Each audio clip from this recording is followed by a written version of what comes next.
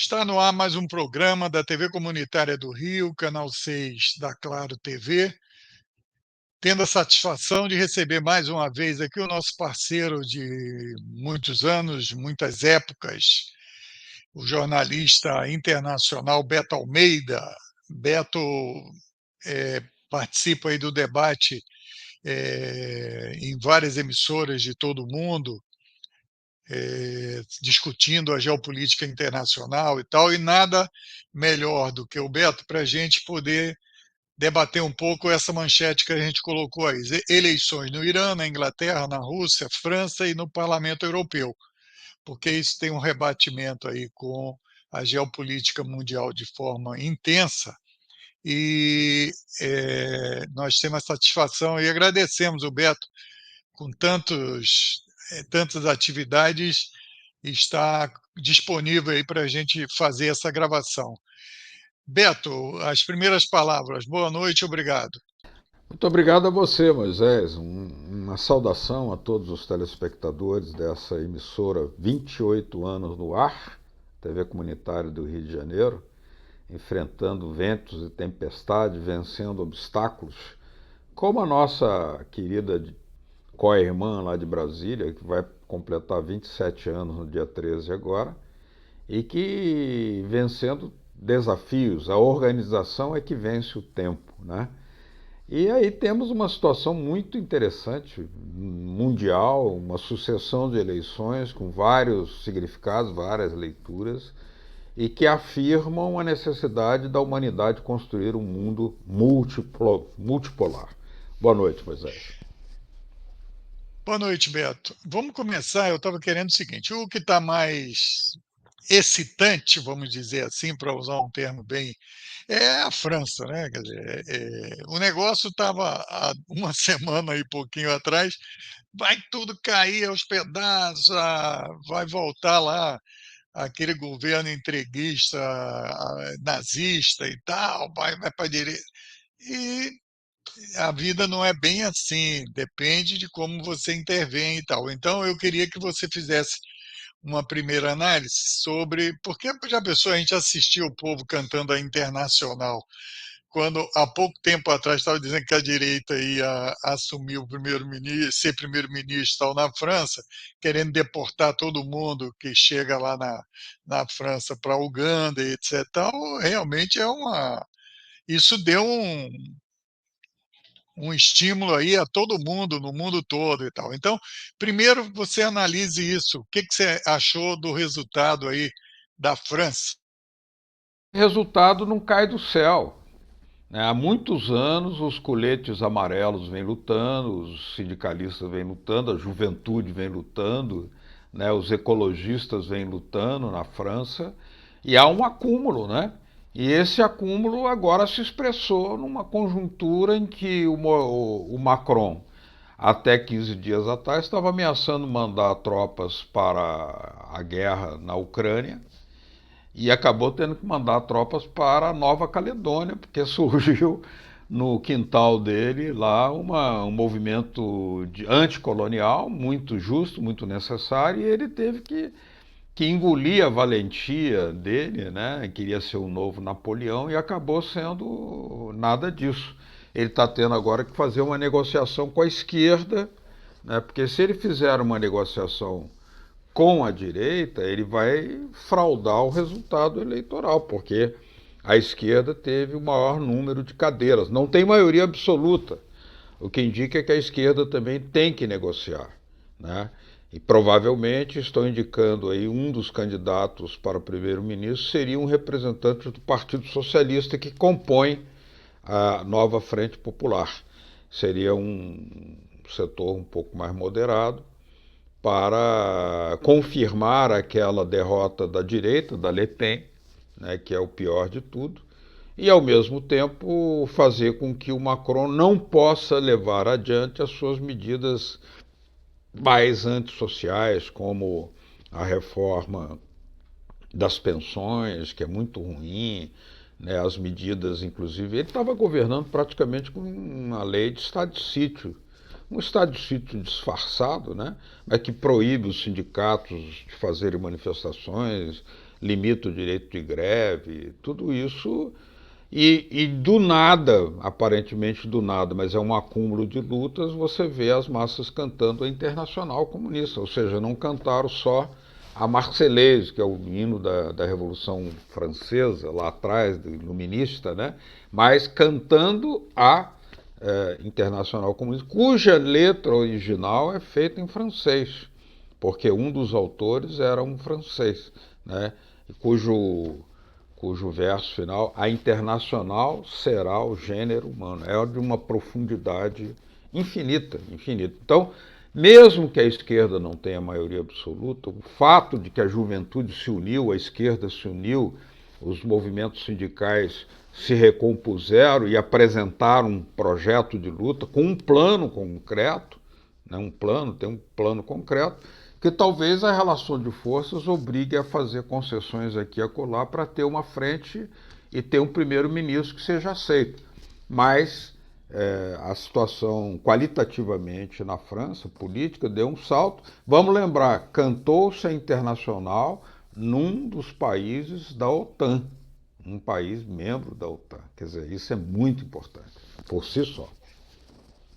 Isso, então eu vou colocar em sua homenagem, certo? A Internacional Povo aí, eu vou tirar esses títulos para aparecer a imagem inteira e vou liberar você se quiser comentar durante o vídeo, ok? Eh,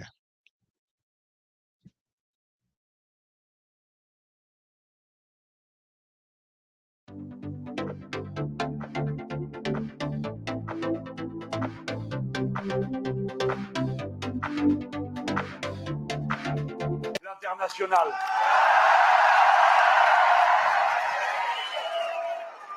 Debout les damnés de la terre.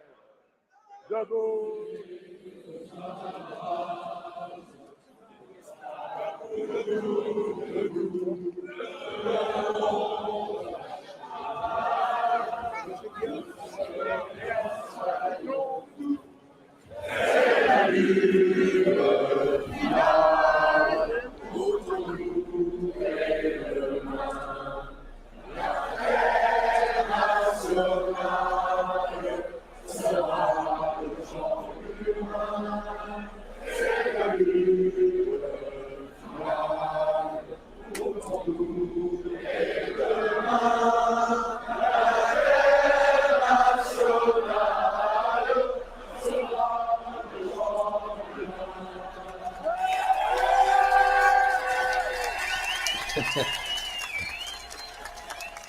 Muito bom.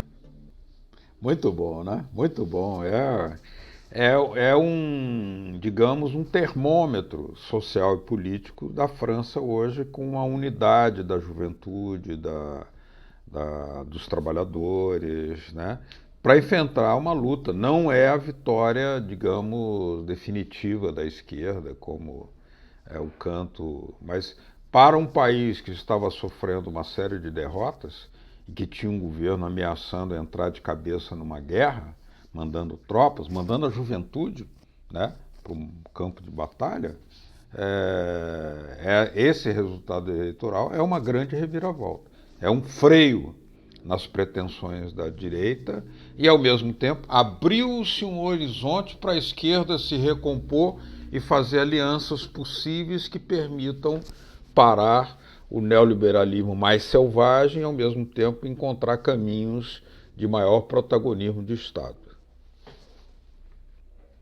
Agora, eu acho que é importante, Beto, também a gente analisar que uma vitória desse tipo, num país que é um dos países das democracias aí ocidentais que mais badalado, é o mais visitado do mundo, inclusive, né?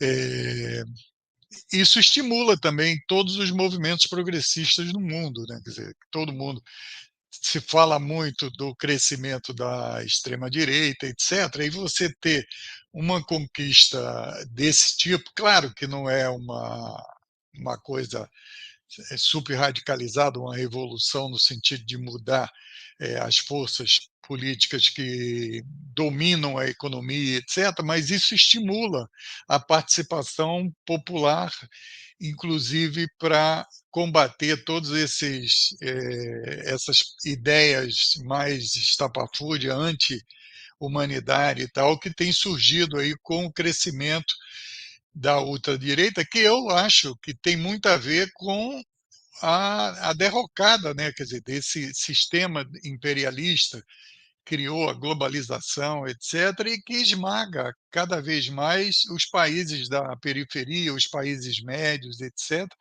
e está trazendo a desgraça, inclusive, para eles, porque a gente que entende um pouco dos estudos aí do desenvolvimento da economia, etc., tal, sabe que eles vão, os Estados Unidos, né, essa questão de criar emprego na China acabou gerando o pessoal reclamando, poxa, não dá, vocês levaram as indústrias tudo daqui e deixaram a gente desempregado. Agora, como é que você viu, porque ao mesmo tempo que isso foi positivo, esse sopro aí que aconteceu na Inglaterra, que você vai analisar daqui a pouco, e agora na França, vamos lá para a eleição da Rússia e do Irã, e o que isso estimulou todo o sistema em volta dos BRICS, da Conferência de Xangai, etc. Como é que você analisa isso aí? Olha, a eleição na Rússia, ela confirmou uma autoridade do governo russo que está sincronizada, vinculada com o crescimento e a consolidação dos BRICS. E os BRICS são uma abertura para a humanidade para construir um outro tipo de sociedade. É embrionário? É, mas ele oferece uma alternativa com maior protagonismo de Estado, com a aposentadoria do dólar, gradativa ainda, mas é uma aposentadoria gradativa do dólar, ou seja, o poder imperial que a moeda dólar tinha sobre o mundo inteiro, ele começa a ser formalmente reduzido, inclusive porque a própria Arábia Saudita não apenas rasgou o contrato dos petrodólares, ou seja, de só comercializar petróleo em dólar, para também comercializar em yuan, e como resultado dessa operação, a Arábia Saudita fez um acordo com o Irã, uma trégua, arqui-inimigos que eram, que sempre foram, para entrar nos BRICS. Ela também entrou nos BRICS. Então você tem uma nova situação, Moisés, que a Rússia, que teve o apoio de 87% da eleição para o governo Putin, né? A mídia mundial burguesa, inclusive, ela desistiu de comentar. Ela não achou nem interessante, porque foi uma vitória tão deixou a mídia mundial tão desnorteada que ela parou de comentar o resultado eleitoral do Putin. Ele imaginava que, o Putin... Não, 87%. E a Rússia é o país que mais cresce na Europa. A Rússia é um país europeu. Muita gente quer dizer que ela é só asiática. Não, ela é um país que mais cresce na Europa. E o restante da Europa ocidental está praticamente estagnada economicamente. Economicamente há um retrocesso na Alemanha, na Inglaterra, na própria França, um crescimento baixo, muito baixo, né? Nos demais países também. Então nós estamos vendo assim, o que o resultado da eleição da Rússia mostrou? O país que vence as sanções, que tem uma proposta para a humanidade configurada na consolidação dos BRICS, que é um outro projeto para o mundo. Os BRICS não são apenas um projeto asiático, tanto é que o Brasil participa, a Bolívia pediu para entrar, existem outros países entrando, países árabes estão entrando, a Arábia Saudita, né, e muitos outros. Então isso significa que a eleição na Rússia ela tem uma mensagem, ou seja, É possível vencer as sanções, é possível recuperar a economia, é possível apresentar para a humanidade um outro projeto multilateral de desenvolvimento. Meu Deus, são muitos significados numa eleição só que teve 87% dos votos no Putin. Não foi uma eleição banal, corriqueira, convencional. Ah, vamos cumprir tabela. Não. No momento em que a Rússia está cercada, guerreada, acusada, ameaçada pela OTAN, ela vai lá e o povo comparece com 87% naquele governante que está produzindo todas essas propostas. Então, acho que isso é de suma importância para nós averiguar. Agora, no caso da Inglaterra e do Irã, vamos primeiro no Irã. O Irã foi uma eleição atípica, né, Moisés? Porque houve o infortúnio do acidente, o presidente Ibrahim Raisi morreu prematuramente. Ele vinha numa linha de fortalecer as suas relações dentro dos BRICS, a sua aliança, inclusive com a China e com a Rússia. Mas o novo presidente, Maksud Perikven, ele já disse que vai fazer algumas mudanças, mas não grandes mudanças radicais. E vai buscar um relacionamento com os países ocidentais. Eu acho que aí ele vai ter algumas dificuldades, porque hoje o Irã ele é alvo de muitas sanções, tal como a Rússia e a China. Mas o Irã, ele encontra no Oriente, ou seja, na Ásia, na Rússia e na China, na Índia também, né, um horizonte de cooperação. Tanto é que os dois últimos acordos que o Irã fez com a Rússia e com a China, um foi de 20 anos, o outro foi de 25 anos. Ou seja, você não faz acordos tão duradouros, tão longo prazo, se você não tem uma perspectiva mais sólida. E eu conversei porque eu faço comentários também na TV iraniana em espanhol, conversando com jornalistas iranianos, ele disse, não, nós não imaginamos que haverá grandes mudanças com um presidente reformista, mesmo que ele queira fazer algumas mudanças na área dos costumes, por exemplo. É uma coisa que não é fundamental, se as mulheres vão, se o véu vai deixar de ser obrigatório, né? E se isso amplia, porque as mulheres já têm uma participação muito importante ocupando os empregos mais qualificados na sociedade iraniana, que promove as mulheres através de uma educação superior muito elevada na indústria do petróleo, na indústria da aeronáutica. Vamos lembrar que o Irã tem um programa espacial, lança naves ao espaço sideral e o programa espacial brasileiro está paralisado, por exemplo. Então, as eleições do Irã transcorreram-se normalmente, apesar da morte do presidente, apesar da surpresa, do inesperado. Não houve o que talvez no Ocidente imaginasse que poderia ter ocorrido, um transtorno, uma convulsão. Não, não. Elegeu, está eleito, vai cumprir. E o novo presidente já declarou que tem boas relações com o líder Khamenei, e o Khamenei diz que respeita a vontade do povo iraniano impressa no voto. Eu achei muito interessante a estabilidade, né, quer dizer, constitucional. Houve esse fato emergencial, tal, esse falecimento inesperado, horrível, claro. E logo depois, antes mesmo de toda a avaliação do que aconteceu, a eleição já estava marcada. Então, quer dizer, estava tudo numa boa.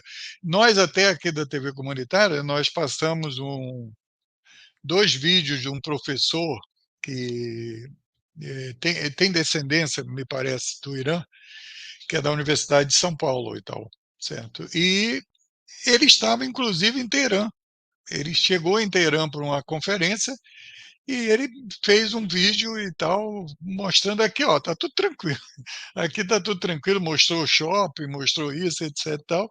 Depois ele veio, passou, parece, pelo Paquistão e tal, e fez outra matéria e porque ele faz vídeos explicando toda a situação histórica e tal, e muito interessante. Eu acho que isso é uma coisa que surpreende. Por que que surpreende? Porque a mídia ocidental, essa mídia vendida, etc., ela passa como se tudo era instável. Poxa, o nego está enganando e tal, etc. Porque democracia, quem leu Lenin, né, sabe que tem democracia e democracia. Essa democracia como valor universal, isso é cascata, porque a democracia tem a ver com as classes, etc. Cada sociedade desenvolve a sua característica e tal. E a questão do Irã é o povo do Irã que tem que se virar lá para ver se tira o véu, se não tira o véu, se as mulheres têm mais espaço, etc. A mesma coisa na Rússia. Essa imprensa, e aqui a Globo e os outros, eles criam aquele cenário como é um terror. Eu vi uma matéria aí ontem na CNN dizendo o terrorista, Putin, etc. Então, quer dizer, os caras largam a parte histórica do desenvolvimento das relações humanas e tal, e só mantêm uma fé diabólica, né? Quer dizer, para desunir o povo. Eu queria que você analisasse a repercussão da eleição, por exemplo, da Rússia e do Irã, a estabilidade disso, etc., como isso interfere nesse novo mundo multipolar criado em torno dos BRICS e da Conferência para a Cooperação de Xangai, que eu fiquei muito interessado. Cheguei a falar com o Pedro Pinho, que está se preparando aí para ver se na semana que vem a gente faz um programa especial sobre isso. Comente a repercussão disso nessa relação multipolar Índia, China, Irã, Paquistão, Rússia, etc. Essa conformação de países da Organização de Cooperação de Xangai, assim como os BRICS, nessas duas eleições elas receberam um sinal de estabilidade e de consolidação, né? Elas receberam um impulso, ou seja, são dois países que ocupam posições importantes nesse bloco, né? O mundo hoje é cheio de blocos estratégicos, e esses blocos estratégicos, nos quais o presidente Putin esteve presente o tempo inteiro, quando ele chega num bloco como esse, ele chega com a autoridade de quem tem 87% dos votos, do apoio do seu próprio país, né? Então isso é uma coisa muito importante. É claro que a mídia ocidental ela vive da especulação, do sensacionalismo. Eu me lembro que quando eu estava no Irã, só um pequeno comentário, nós estávamos lá com uma delegação de jornalistas brasileiros, quando alguém falou que na Folha de São Paulo tinha saído uma matéria de que o Paulo Coelho tinha sido censurado no Irã. E nós tínhamos acabado de ver numa livraria o livro do Paulo Coelho, exposto. Aí perguntamos pro livreiro, né? E o livreiro, não, isso é um absurdo, não existe nada. O livro vende naturalmente aqui, não tem nenhuma censura, não. Aí a gente tirou foto do livro, mandamos para cá, é uma cascata absoluta. Cascata absoluta. Da mesma forma, Moisés, que o tema do véu, nos anos 90, houve um plebiscito e as mulheres, majoritariamente, votaram pela manutenção do chador, que é o véu, lá no Irã.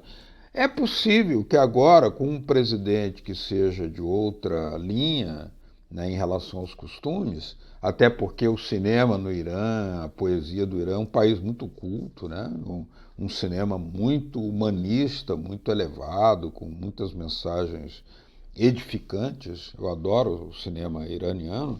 É possível que isso tudo tenha mudado e que haja uma nova conformação. Aliás, por exemplo, até na Arábia Saudita as mulheres agora estão começando a dirigir, a fazerem outras medidas que antes, até bem pouco tempo atrás, elas eram proibidas. Mas no Irã, as mulheres ocupam as posições mais qualificadas no mercado de trabalho, viu? Professoras universitárias, na indústria petrolífera, no Estado. Na questão da indústria farmacêutica, o Irã tem a quinta maior indústria farmacêutica do mundo, coopera muito com a Venezuela, com Cuba. É um país muito importante, tem um turismo, inclusive, de saúde para o Irã, aquela região ali, todo mundo vai se tratar, sobretudo doenças muito complexas, vão lá no Irã, que tem grande cooperação também com a China e com a Rússia. Né? Então, tirando o sensacionalismo, o que tem é o seguinte: Irã e Rússia estão presentes no BRICS e na Organização de Xangai, beleza, tranquilamente, andando para frente. Isso. Até porque, eu mesmo acho que as mulheres têm que ter muito mais espaço, etc tal, mas essa questão não se trata de qual opinião a gente tem ou um país sobre o outro, porque senão não se constrói cooperação, certo? Porque os russos vão dizer como é que a China tem que ser, os indianos vão dizer como é que o Brasil tem que ser, e não vai dar certo isso. Por isso que a elaboração da política de convivência dos povos é o seguinte: autodeterminação dos povos, certo? E cooperação o mais, como é que se diz, simétrico do possível, porque toda essa desestabilidade. Antes disso que você estava, por exemplo, que alguns querem colocar como a coisa mais grave do mundo é o véu. Por exemplo, metade dos presos na França são de origem muçulmana. Isso é muito mais grave. No Irã já houve um plebiscito. Haverá outro? Pode ser que tenham. Quem sabe o presidente vai estimular um novo plebiscito. O parlamento vai fazer. Pode ser. E, por exemplo, eu acho pior do que sair com véu, sair com uma metralhadora, como aconteceu nos Estados Unidos. Não sei se você lembra das É, manifestações, teve um jovem, um guri de, lembro. sei lá, 18 anos, que saiu Lembro. com a metralhadora na rua. Aí teve um É, confronto e é, ele matou duas pessoas e tal. Então, quer dizer, você pode ter uma opinião sobre o que acontece nos outros países e você escolhe para onde você quer ir, etc. Agora, você não pode estabelecer uma política de Estado, certo?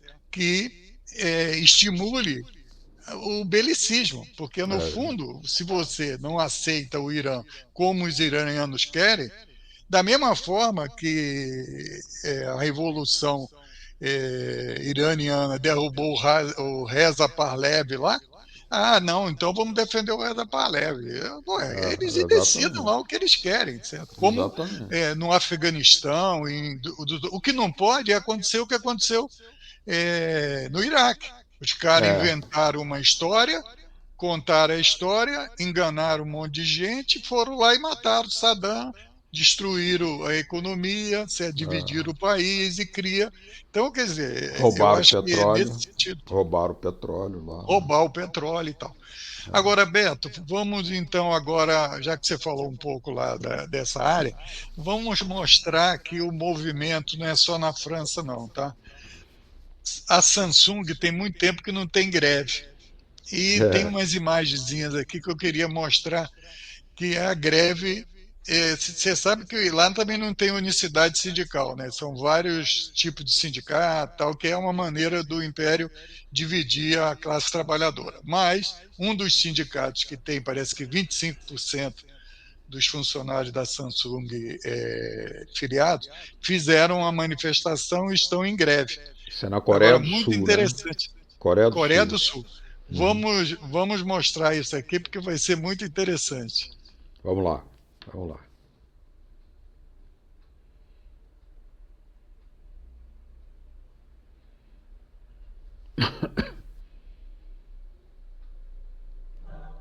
Trabalhadores do grupo de tecnologia sul-coreano Samsung iniciaram nesta segunda-feira uma greve geral. Cerca de 5.200 funcionários se reuniram diante da fábrica de semicondutores da empresa em Hwaseong, ao sul de Seul.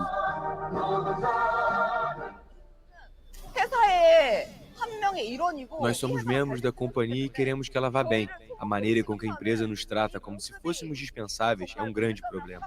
Para que os funcionários tenham esperança e avancem para que a Samsung se torne uma empresa centenária, vamos ter que nos orgulhar dela novamente. Eu acho que o certo é melhorar tudo de forma transparente e buscar o bem-estar de todos. O sindicato, que tem 28 mil membros, mais de 20% da força de trabalho da empresa, anunciou a greve de 3 dias na semana passada, após o fracasso das negociações salariais. A empresa, maior fabricante mundial de chips de memória, negocia os salários e benefícios desde janeiro. Nós confiamos e esperamos a Samsung por muito tempo. Acreditamos que eles pensavam em nós como parte da família e cuidavam dos funcionários, não só financeiramente. Nós não estamos pedindo dinheiro quando a empresa está no prejuízo. Esperávamos um plano de bem-estar universal que não deixasse ninguém de fora, mas o que foi apresentado eram propostas que não podíamos aceitar. Os trabalhadores rejeitaram a oferta de aumento salarial de 5,1%. Eles também exigem maior período de férias e o pagamento de bônus baseados no desempenho. A Samsung não fez comentários sobre a greve.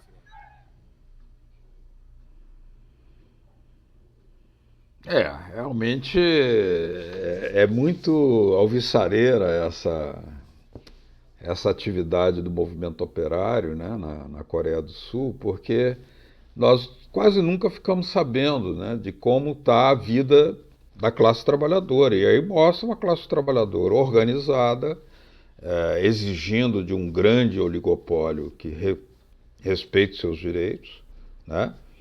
É um oligopólio conhecidíssimo aqui, porque o Samsung é vendido aqui demais no Brasil, né? Também nos Estados Unidos. Mas mostra o outro lado da questão, que a classe trabalhadora está ali dizendo, fabricar tudo bem, vamos fabricar telefone, condutores, semicondutores, mas vamos respeitar o direito da classe trabalhadora. Quer dizer, é muito, muito exemplar esse vídeo que você nos trouxe aí, Moisés. Então, Beto,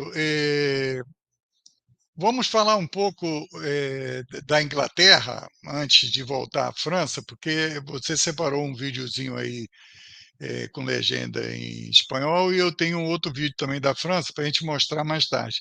Mas sobre a Inglaterra, quer dizer, a volta do Partido Trabalhista inglês, né, quer dizer, ao poder depois de 14 anos, e a gente sabe que a gente falou agora há pouco do Iraque, né, como o líder lá, quer dizer, que conduziu a Inglaterra a entrar naquela façanha lá de invadir o Iraque, e depois ficou com a brocha na mão, porque ficou falando que tinha arma de destruição em massa e não tinha. Eles compraram uma política norte-americana, da CIA, do FBI, etc. Tal. Então, qual a importância desse movimento? A gente conhece aí alguns filmes, né, daquele cineasta inglês muito interessante sobre a vida dos trabalhadores, etc. E esse líder aí parece que o pessoal mais de esquerda fez algumas críticas a ele, porque eu acho que sobre a Palestina ele parece que não foi o que deveria ser e tal nos seus discursos, mas representa uma coisa muito importante num país como a Inglaterra, que é o berço do imperialismo, né? O Partido Trabalhista assumiu o poder. O que você acha? É importante, do ponto de vista da simbologia política, a volta dos trabalhistas ao poder, porque vamos lembrar, Moisés, que nos últimos meses houve dezenas de manifestações da juventude, algumas de 300 mil, 500 mil pessoas em defesa da Palestina, na Inglaterra. Quer dizer, isso oxigena a sociedade. E nos Estados Unidos, né? E houve nos Estados Unidos, claro, que até o Ayatollah Khamenei mandou uma mensagem aos jovens dos Estados Unidos, uma mensagem muito bonita, apoiando a rebeldia, apoiando que era uma rebeldia santa, era uma ira santa, né? Quer dizer, nos Estados Unidos e na Inglaterra, nós temos ao mesmo tempo aí inclusive com a liberação do Julian Assange, né, nós temos aí mudanças, porque os conservadores Qual era o plano do SNAC? Né? Era mandar imigrantes, deportá-los todos para a Zâmbia, né? Quer dizer, era um plano desprezível, né? Desprezível de mostrar toda a sua crueldade, olha, nós não aceitamos vocês aqui, não interessa de onde vocês vierem, vão todos lá para a Zâmbia. Quer dizer, uma coisa absurda, o cara pode vir do Oriente, vai ter que parar na Zâmbia, quer dizer, o cara, a única coisa que ele tem é a desgraça familiar de viver sobre o neoliberalismo e buscar comida e trabalho na Europa, porque ele estava passando fome no lugar onde ele estava. E ele vai ser, então... Agora, o voto trabalhista tem esse significado, mesmo que a sua direção, que é esse Stammer, não represente exatamente toda aquela rebeldia que nós vimos nas manifestações pró-palestinas em Londres, sobretudo. Havia manifestações muito combativas que enfrentaram a polícia, enfrentaram o governo conservador, que tinha proibido as manifestações, e o resultado disso foi a eleição do Partido Trabalhista. Porém, nesses 14 anos, desde o Tony Blair,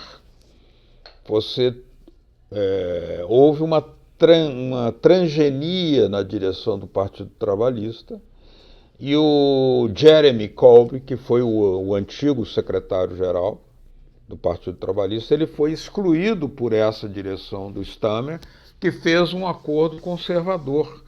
Porque o Jeremy Corbyn, ele era a favor das nacionalizações, ele era a favor de revogar tudo que a Margaret Thatcher tinha privatizado, ele era a favor de fortalecer novamente o sistema de saúde da Inglaterra, que foi conhecido durante muito tempo pela sua boa qualidade. Hoje já está sendo questionado. Os filmes do Ken Loach, aliás, mostram exatamente isso, né? Ken Loach é um cineasta muito ligado à classe obreira, ele próprio é de origem, a família dele é da classe operária, né?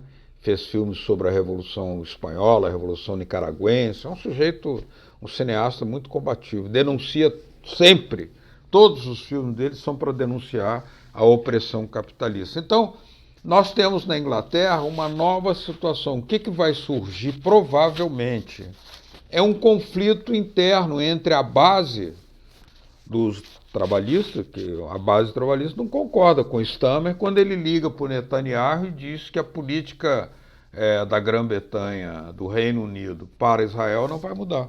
Ele telefonou. Ele telefonou para o Biden, telefonou para o Netanyahu e telefonou para o Zelensky. Os 3 primeiros telefonemas que ele deu, quer dizer, é muito simbólico do que ele pretende fazer. Ele vai encontrar dificuldade porque a Inglaterra, assim como a França, está amadurecendo uma luta política dos sindicatos ingleses, que são muito poderosos, da juventude, para levantar uma luta. E esse conflito vai resultar, imagino eu, que ele não vai conseguir aplicar todas as políticas que ele pretende aplicar no sentido conservador. Então, Beto, nós vamos colocar aqui o vídeo do líder da nova Frente Popular, né, da França, que você enviou, e se você quiser fazer algum comentário, porque a tradução, você que está nos assistindo, as legendas são em espanhol, certo? Então, mas é um vídeo muito importante e vamos mostrar aqui no nosso programa.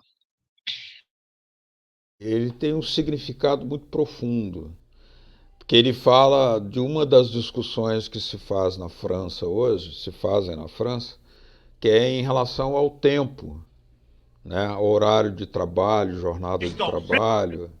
Aí vamos. Então ele está dizendo o seguinte: nós precisamos trabalhar melhor e trabalhar menos, porque eles querem nos escravizar para que nós trabalhemos cada vez mais. Mas nós precisamos ter tempo livre para amar, para a poesia, para cantar, para bailar, para pintar, para viver. Então tem um sentido absolutamente comunista, se você lembrar daquele filme ou daquele livro feito pelo genro do Marx, chamado Tratado Geral do Ócio, ou Tratado Geral da Preguiça, ele que era casado com a filha do Karl Marx, onde ele dizia que o objetivo final do desenvolvimento da produção, da tecnologia, da economia, do socialismo é que os seres humanos tenham tempo para se transformar em poetas, trabalhando cada vez menos, colocando as máquinas a serviço da felicidade. E o Mélenchon parece que ele estava tão inspirado nesse discurso que ele captou muito bem o sentido socialista dessas palavras. Mais surtout, nous disons, le temps de la vie, celui qui compte, ce n'est pas seulement celui que vous croyez utile parce qu'il produit. Le temps n'est pas seulement le temps contraint qui est socialement utile, celui du travail. C'est aussi le temps libre. Et le temps libre, c'est le temps de la vie, non pas inactive, mais de la vie dont on dispose soi-même, où l'on décide soi-même de ce que l'on va faire. Vivre, aimer, ne rien faire si l'on veut, s'occuper des siens, lire de la poésie, faire de la peinture, chanter, ou ne rien faire. Le temps libre est celui où nous avons la possibilité d'être totalement humains. Voilà de quoi nous parlons. Et eux, ils disent, il faut travailler davantage. Pourquoi faudrait-il travailler davantage? La clé de l'avenir et du futur, ce n'est pas de produire davantage. La question posée n'est pas celle de produire davantage. C'est de produire mieux. Et pour le faire, il faut travailler moins. La clé du futur écologique, c'est qu'il faut travailler mieux, donc travailler moins. Et en travaillant moins, la peine pourrait être répartie plus également entre tous. Nous sommes en train de défendre le droit de vivre pleinement, humainement, dans un temps libre, dans un temps auto-choisi. Et eux, que veulent-ils faire? Ce qu'ils font toujours, c'est-à-dire essayer de transformer toute chose, vivante ou inanimée, la transformer en marchandise. Voilà ce que vous voulez faire, monsieur Macron. Soyez maudits pour vous transformer toute notre existence en marchandise, comme vous l'avez fait avec la santé, comme vous êtes en train de le faire dans l'éducation. Soyez maudits pour vouloir tout transformer en marchandise, tout salir, tout gâcher, tout réduire, tout quantifier. Laissez ce grand souffle que l'on voit ici dans ces rues, de ces gens magnifiques qui viennent de tous les horizons et pour toutes les raisons. Vous dire le seul slogan qui vaille. Viva a Mais vida! surtout, nous disons, Viva a vida, abaixo a morte. É uma coisa linda esse filme. Vocês querem transformar tudo em mercadoria. Nós queremos ter tempo livre, nem que seja para não fazer nada, para amar, para dançar, para bailar, né? Nós não queremos produzir mais, nós queremos produzir melhor, para ter mais tempo livre, para cuidar dos nossos, né? Para ter tempo para o amor. Quer dizer, é uma filosofia absolutamente socialista, comunista da vida, que ele certamente estava muito influenciado por essa unidade que a esquerda conseguiu na França e que nos apaixona a todos. No mundo inteiro estamos de olhos esperançosos postos na França para que se consiga fazer um governo dentro das possibilidades, uma aliança que permita um primeiro-ministro progressista na França.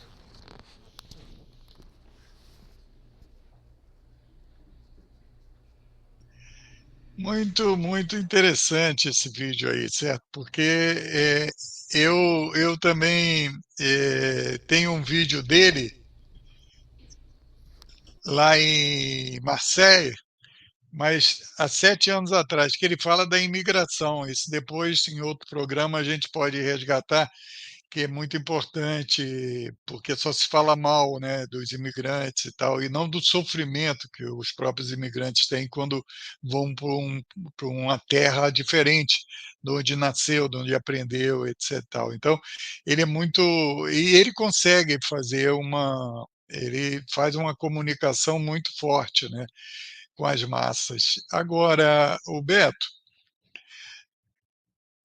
o Parlamento Europeu, tudo começou aí com essa vitória da esquerda, como resultado da eleição do Parlamento Europeu. No Parlamento Europeu, que foi no início de abril, 4 de abril, se não me falha a memória, a direita francesa derrotou Macron, né? Quer dizer, teve mais votos lá e mais representantes, ou mais percentual tal. E o Macron, eu achei que aquela decisão dele de convocar as eleições uma semana antes das Olimpíadas foi um negócio muito. Todo mundo falou, pô, isso é uma maluquice. Eu vi os sites aí de esquerda e tal, progressista. Pô, isso aí é uma loucura, não sei o que e tal. Mas o cara acabou dando espaço para fazer uma mobilização aí.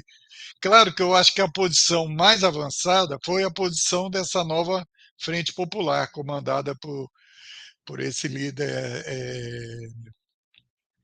da França e tal, porque ele conduziu, ele tirou quase 90 candidatos da esquerda, que tinham menos votos do que conservadores do Macron, para garantir que os votos fossem carreados para o Macron, que foi uma política correta, né? Como é que você vê essa questão do parlamento europeu e a repercussão dessa eleição do parlamento, que parece que vai manter aquela líder alemã ainda no comando, e influenciou a eleição francesa? Tinha, naquele momento, uma ideia que foi muito, digamos, veiculada, é de que a Europa tinha se voltado toda para a direita. O que houve também foi que os partidos chamados reformistas e progressistas, eles deixaram de ser apoiados. Houve uma abstenção muito alta. Mas essa abstenção não significava que houvesse uma guinada totalmente para a direita. Tanto é que na Europa, na França e na Inglaterra se verificou o contrário, né? E mesmo na Espanha, por exemplo, não se verificou, digamos, aí você tem um primeiro-ministro que não é o primeiro-ministro do PP, que é o mais à direita, né? Então, houve um pouco de precipitação nesse julgamento. E a França e a Inglaterra já estão indicando que existe sim uma possibilidade de avançar em algumas medidas, porque o que se criticou foi a política de apoio à guerra, porque as pessoas estão muito. Eu estive na França agora em maio para junho, e percebi, Moisés, o grande medo que há nas pessoas em relação a uma guerra, uma nova guerra. Então as pessoas não querem a guerra. E não querem as políticas de restrição das políticas públicas, que estão sendo muito destruídas, porque elas foram muito expansivas depois da Segunda Guerra Mundial. O estado de bem-estar social avançou muito. E nesses últimos tempos de neoliberalismo, elas estão sendo contraídas, diminuídas, né? Você vê que há problemas com a saúde na França, como ele falou, vocês estão transformando tudo em mercadoria, vocês estão transformando a saúde na Inglaterra também, reduzindo os investimentos. Na Espanha está acontecendo a mesma coisa, inclusive com muita privatização em algumas prefeituras, né, das políticas de guarderias, que são creches, escolas infantis, de clínicas e tal. Então, as pessoas não querem isso. Então, muitas vezes, uma certa complacência dos partidos da esquerda reformista com essas medidas leva a uma determinada crítica que é: eu não voto em ninguém, mas é uma abstenção. Mas não significa uma inclinação pela direita. É uma abstenção crítica, um castigo. Um castigo pela tolerância, pela complacência com essas medidas. Mas quando tudo se converge para a necessidade de tomar uma medida decisiva, como foi agora no caso da Inglaterra e agora no caso da França, as massas se unem e votam pelos partidos que oferecem uma perspectiva de progresso, que é na esquerda. Então isso é muito interessante. A esquerda, com o Mélenchon, aí foi sábia. Vamos dizer claramente, Moisés, houve uma aliança entre a esquerda e o Macron, né? porque a retirada de certas candidaturas, houve um acordo ali que produziu essa situação em que a esquerda cresceu e foi a primeira no parlamento da França. Então não houve um enfrentamento. Esse enfrentamento que está sendo agora é uma exigência legítima do Mélenchon para que o Macron reconheça os votos da esquerda. Faz parte do jogo, mas convenhamos, a relação de forças indica que a nova Frente Popular não tem tanta vantagem em relação ao partido do Macron. Vai ter que haver algum tipo de composição também. Eu queria fazer um pequeno contraponto aí, respeitando, obviamente, a sua posição, porque eu acho que isso que você está falando é um dado da realidade. Se a esquerda ficar mantendo uma posição sem levar em conta a conformação com as outras forças e como isso vai gerar um parlamento mais para cá ou mais para lá, ela está apenas acumulando sua força e tal, certo? E não querendo ter resultados concretos, como você chegou a comentar aqui durante essa entrevista, sobre a Previdência, sobre isso, etc. Que questões são importantes poder avançar mais na medida da força que se tem acumulada e também para impedir o inimigo principal. Eu acho que isso foi uma posição extremamente correta desse líder e da nova frente popular na França, Mélenchon. Mélenchon. no sentido de combater o inimigo principal, certo? É, podia acumular. Eu acho que isso foi, inclusive, uma coisa que uniu mais os partidos mais progressistas, mais de esquerda e tal, até com a sua militância. Por quê? Porque os macronistas também, depois que a frente tomou essa posição, também fez movimentos nesse sentido. Mas a esquerda teve um índice de ajuste entre as suas bases e a liderança muito maior do que o Macron conseguiu mobilizar a retirada de candidaturas e tal. A vitória da esquerda podia ter ser maior, certo? Só que o Macron não teve o índice de legitimidade perante as suas bases para chamar para essa aliança tácita, porque foi uma aliança tácita. Tanto é que nós vamos mostrar o vídeo agora, daqui a pouco, que o líder da Frente Popular chama de que o Macron tem que reconhecer a derrota e entregar o primeiro-ministro para as forças populares. Agora, eu queria que você comentasse que é o seguinte: como a mídia cobre muito pouco os movimentos populares, certo?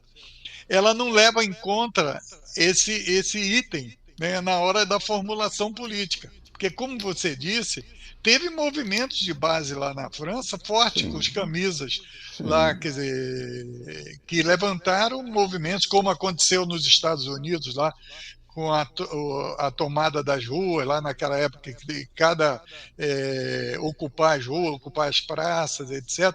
Aí o cara que tem uma visão obtusa ou faz isso de forma interesseira, né, ele não leva em conta isso. Mas isso É reflete verdade. na hora É que o verdade. povo tem que tomar decisão. É verdade. Os coletes amarelos, eles estão em luta há 5 anos. Eles pararam Paris e várias grandes cidades diversas vezes. O Macron teve que fazer uma lei, usar uma lei de restrição que é quase um estado de sítio. Então, o que significa isso? Que o Macron enfrentava uma grande resistência popular. Por isso, a esquerda cresceu. Por isso, a esquerda cresceu. Poderia ter crescido mais?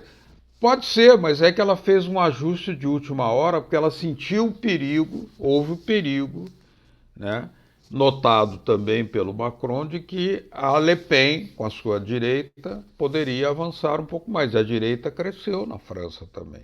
Ou seja, a direita também cresceu, a esquerda cresceu, mas não tem maioria.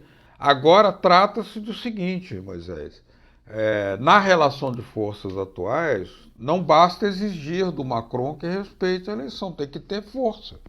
Tem que ter força. provavelmente esse candidato Aure, que é o que está sendo pensado, né? Pode ser que seja ele é do Partido Socialista. É um setor, então, voltaria o Partido Socialista a ter o primeiro-ministro com o Macron na presidência, fazendo digamos, uma atenuação das políticas mais agressivas do neoliberalismo e fazendo algum tipo de inclinação para aceitar o programa ou parte do programa da esquerda. Quer dizer, eu acho que o mundo na França. Porque o contrário é que, se não houver acordo, vai ter que esperar a eleição do ano que vem. E isso sim pode favorecer a direita. Essa demora, Isso. entendeu? Porque a direita vai desgastar o Macron. Então, esse acordo agora pode, inclusive, mudar algumas políticas de imigrantes, salariais, alguma coisa nesse sentido, e trazer um caminho para fortalecimento da esquerda para no ano que vem, ou quando houver novas eleições, a esquerda ter, inclusive, maior capacidade eleitoral e de mobilização de rua também. Isso. Nós estamos caminhando para os finalmente. Você está assistindo aqui uma entrevista com o jornalista Beto Almeida, parceiro aí da primeira hora aqui da TV Comunitária, presente em vários programas, inclusive da Telesul, né? Como é que é o nome? Latitude Brasil. Brasil. Latitude Latitude Brasil. Brasil, que a gente coloca aí na grade. Beto é lá da TV Comunitária de Brasília, diretor da Telesur.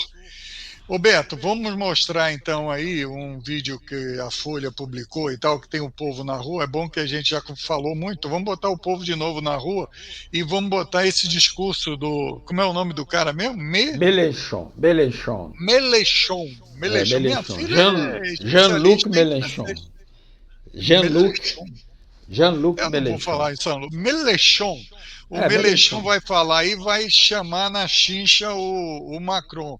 Observe aí e a gente volta para concluir.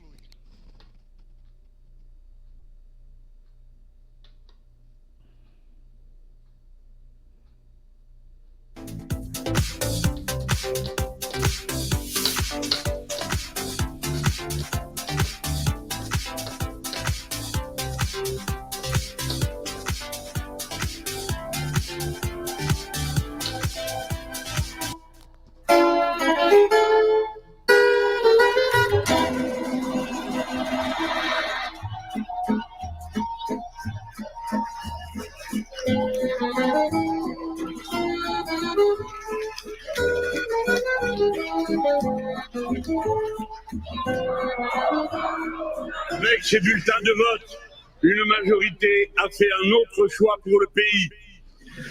La volonté du peuple doit être dorénavant strictement respectée. Dès lors, aucun subterfuge, arrangement ou combinaison ne serait acceptable. En effet, les leçons du vote sont sans appel. La défaite du président de la République et de sa coalition est clairement confirmée. Le président doit s'incliner et admettre cette défaite sans tenter de la contourner de quelque façon que ce soit. Le Premier ministre doit s'en aller.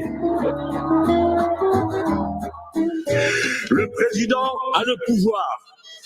Le président a le devoir d'appeler le nouveau Front populaire à gouverner.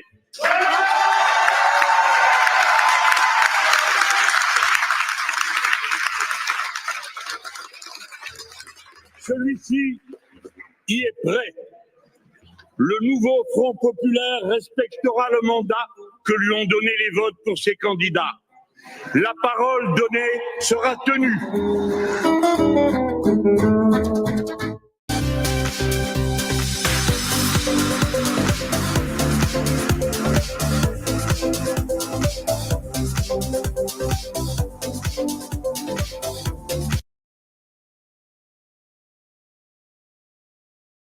É isso aí, Beto. Muito bem, Moisés. Eu acho que foi muito bom aqui a gente estar comentando sobre isso, né? Nós vamos passar esse programa na TV, na Rádio Cultura, lá de Curitiba também. Todo sábado a gente passa esse programa lá. Na TV de Criciúma também, na TV de Curitiba, TV de Florianópolis, na TV de Brasília, evidentemente. E queria te parabenizar aí. E eu tô viajando agora, daqui a pouco eu tenho que viajar para São Paulo para fazer encontrar com a minha Então, filha que Beto, vai ter obrigado aí pela sua presença aqui mais uma vez na tela da TV Comunitária do Rio de Janeiro, canal 6 da Claro TV, e até a próxima oportunidade.